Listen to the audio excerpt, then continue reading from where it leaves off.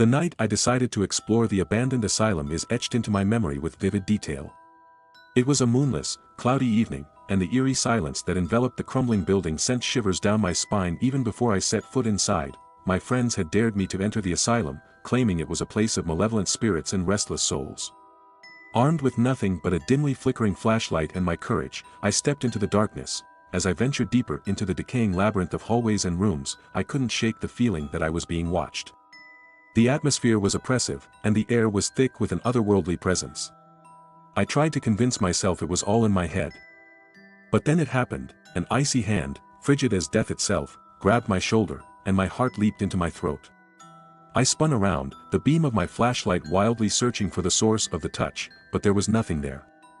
I felt the presence, but there was no visible form to be found. Fear clawed at my insides. As I pressed on, determined to prove my bravery, I began to hear faint, haunting whispers.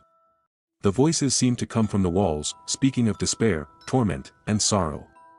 The cries for help, though distant, were agonizingly real. My friends' warnings echoed in my mind, but my curiosity pushed me forward. The asylum had been empty for years, there couldn't possibly be anyone inside. Right?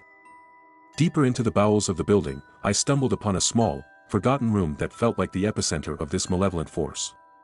There, I found an old diary, its pages yellowed with age and filled with the scrawled ramblings of a former patient.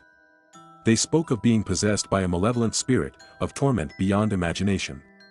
It sent a chill down my spine as I read on, and I couldn't shake the feeling that I was not alone. As I read the final lines of that haunting diary entry, the room seemed to close in around me.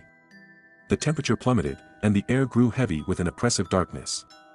A sinister voice, a whisper like the breath of the grave, sent a shiver through my very soul. "You're not alone," it hissed, the words dripping with malevolence. Terror gripped me, and I dropped the diary, my trembling hands barely able to grasp my flickering flashlight. I fled from the asylum, my heart racing, the malicious presence seemingly on my heels until I reached the safety of the outside world. I never returned to that accursed place, but the memory of that chilling encounter still haunts my dreams, and the mere thought of that night sends shivers down my spine, reminding me that there are forces in this world that defy explanation and terrify beyond belief.